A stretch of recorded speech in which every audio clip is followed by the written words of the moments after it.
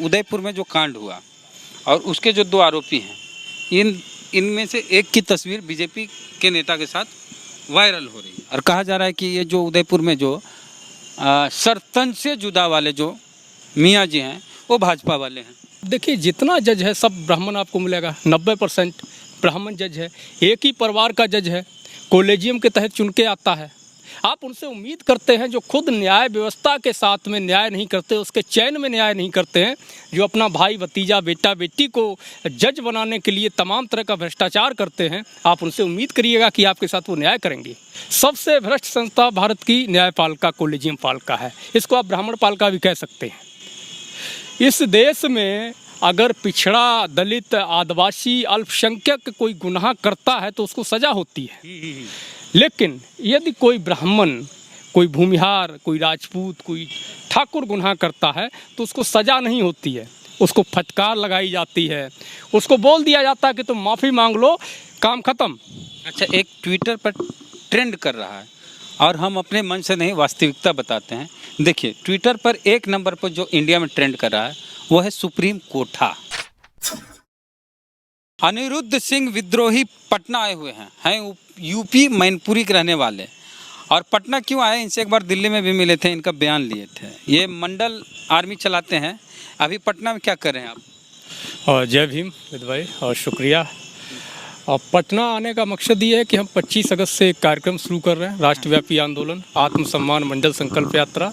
उसको लेकर के कोऑर्डिनेशन कमेटी गठन करना है, जिसकी बैठक कल है IMA हॉल पटना में। उसी की बैठक को लेकर हम पटना आए हुए ताकि आंदोलन को सफल बनाया जा सके और जितने बहुजन समाज के संगठन हैं उनको एक साथ लाया जा सके। अच्छा जी, तो यानी बहुजनों के जितने भी संगठन हैं सबको एक साथ ला रहे हैं, बिल्कुल परिसंघ की तरह। जी, एक प्रयास है कि जो बहुजन संगठन है उनको कोऑर्डिनेट किया जाए, एक कोऑर्डिनेशन कमेटी बनाई जाए, कॉमन मिनिमम प्रोग्राम के तहत आंदोलन को खड़ा किया जाए। ये आज की ज़रूरत है। आप देख रहे हैं आरक्षण जिस तरह ख़त्म हो रहा है, OBC SC ST का, जाति जनगणना पर लगातार सरकार टालने का काम कर रही है, निजीकरण लगातार किया जा रहा है। निजीकरण एक हथियार है OBC SC ST के हक और आरक्षण को ख़त्म करने का। कॉलेजियम क्रीमी लेयर पर लोगों को संगठित करना है। इन तमाम मसलों पर एक साथ लाने के लिए एक कॉमन मिनिमम प्रोग्राम की ज़रूरत है और एक कॉमन मिनिमम प्रोग्राम के तहत सारे बहुजन संगठनों को कोऑर्डिनेट करके एक राष्ट्रव्यापी आंदोलन करने की आवश्यकता है। उसको लेकर के ये पूरी बैठक है। अच्छा, ये तो आपका कार्यक्रम हो गया। राष्ट्रीय स्तर पर एक खबर चल रही है, नुपुर शर्मा और मोहम्मद जुबैर दोनों पर केस हुआ। जुबैर ट्वीट किए, उस ट्वीट को लेकर कहीं कोई हिंसा नहीं हुई, लेकिन उनको गिरफ्तार किया गया। नुपुर शर्मा ने जो बयान दिया टीवी पर, उसको लेकर कई राज्यों में हिंसा हुई और सुप्रीम कोर्ट ने कहा कि उदयपुर में जो घटना घटी नुपुर शर्मा के बयान की वजह से, लेकिन सुप्रीम कोर्ट ने फटकार के सिर्फ फटकारा जी, अविलंब गिरफ्तार करने को उस तरह का कुछ नहीं कहा दिल्ली पुलिस को। तो नुपुर शर्मा गिरफ्तार नहीं होती है, मोहम्मद जुबैर गिरफ्तार होते हैं, अल्ट न्यूज़ वाले। देखिए, जो भारत में न्यायपालिका है, दरअसल इसको हमें कॉलेजियम पालिका कहना चाहिए, न्यायपालिका नहीं है। इसमें जातवाद कूट कूट के भरा हुआ है। कहाँ? एक जाति, एक वंश का। आप देखिए, जितना जज है सब ब्राह्मण आपको मिलेगा, 90% ब्राह्मण जज है, एक ही परिवार का जज है, कॉलेजियम के तहत चुन के आता है। आप उनसे उम्मीद करते हैं जो खुद न्याय व्यवस्था के साथ में न्याय नहीं करते, उसके चयन में न्याय नहीं करते हैं, जो अपना भाई भतीजा बेटा बेटी को जज बनाने के लिए तमाम तरह का भ्रष्टाचार करते हैं, आप उनसे उम्मीद करिएगा कि आपके साथ वो न्याय करेंगे। दुनिया में मेरा मानना है, और मैं खुल के आप पर न्यायालय की अवमानना का केस हो सकता है। इससे कोई फर्क नहीं पड़ेगा। इसलिए नहीं पड़ेगा कि जो गलत है उसको मैं गलत बोलता।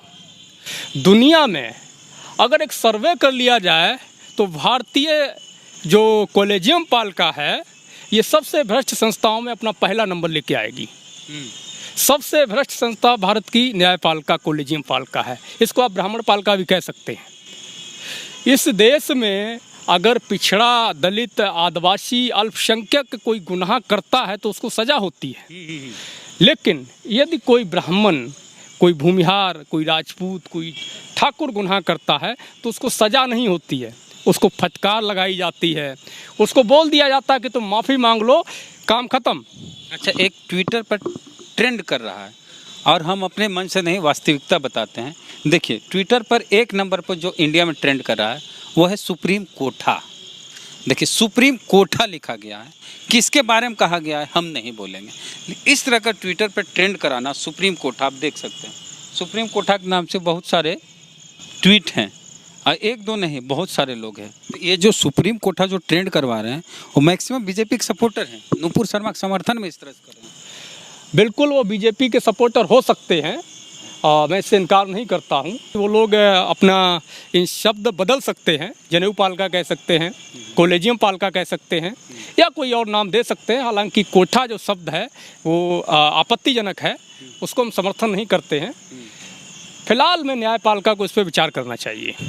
उदयपुर में जो कांड हुआ और उसके जो 2 आरोपी हैं, इनमें से एक की तस्वीर बीजेपी के नेता के साथ वायरल हो रही है और कहा जा रहा है कि ये जो उदयपुर में जो सरतन से जुदा वाले जो मियाँ जी हैं वो भाजपा वाले हैं।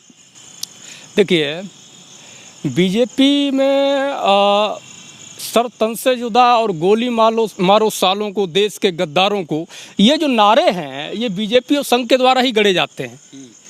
आप देखिए, इनका जो हिंदू होता है, जो कट्टर हिंदू होता है, धर्म रक्षक होता है, धर्म ध्वजवाहक होता है, वो पिछड़ों को, दलितों को, आदिवासियों को, माइनॉरिटी को, जो इनकी विचारधारा के अगेंस्ट खड़े हुए हैं, इनके खिलाफ खड़े हुए, इनसे सहमत नहीं हैं, उनके खिलाफ नारे देते हैं कि देश के गद्दारों को गोली मारो सालों को। और वहीं जो इनके दूसरे मुस्लिम कट्टरपंथी जो इनके समर्थक हैं वो ये नारे देते हैं कि सर तन से जुदा और इस तरह की चीज़ें। तो ये दोनों बीजेपी से पोषित हैं। तो ये मंडल आर्मी के अनिरुद्ध सिंह विद्रोही हैं, यूपी से हैं, बिहार आए हुए हैं और ये एक आंदोलन खड़ा करना चाहते हैं, सामाजिक आंदोलन। क्योंकि पॉलिटिकल पार्टियों में ज़्यादातर नेता चल गए हैं लेकिन सामाजिक नेता की कमी है देश में, बहुजनों में। और वे ये है कि इनका मकसद है कि जो सामाजिक नेता उनको खड़ा किया जाए, छात्र नेता हों या फिर जो सोशल जस्टिस की लड़ाई लड़ते हों, उन सबको संगठित करके एक पावर बनाया जाए, एक बड़ी ताकत बनाई जाए और ये बड़ी ताकत एक प्रेशर के रूप में काम करे, समाज के लोगों का काम कराए, आवाज़ उठाए, सड़क पे लड़े। जो कि नेता लोग नहीं लड़ते हैं किसी किसी पार्टी के, वो समझौता करके चुप हो जाते हैं। कई बार ईडी सीबीआई का दबाव होने की वजह से नेता वो काम नहीं कर पाते हैं, लेकिन जो सामाजिक संगठन वाले नेता होते हैं वो लड़ेंगे। तो उनको लड़ने के लिए तैयार कर रहे हैं, इस तरह का आंदोलन कर रहे हैं। और मंडल कमीशन को पूरी तरह से लागू कराने के लिए, आरक्षण को पूरी तरह से लागू कराने के लिए, निजीकरण अगर होता है तो वहाँ पे आरक्षण हो, या निजीकरण का विरोध के लिए अनिरुद्ध सिंह विद्रोही जी लगातार संघर्ष कर रहे हैं। ये भी बहुजन समाज चाहते हैं। तो पूरी बातचीत इनसे कैसी लगी कब बताइए कमेंट बॉक्स में। फेसबुक पे वीडियो देख रहे हैं, पेज को लाइक फॉलो नहीं कर लीजिए। यूट्यूब पे वीडियो देख रहे हैं, सब्सक्राइबर नहीं है तो घंटी बजा कीजिए। जय भीम, जय भारत।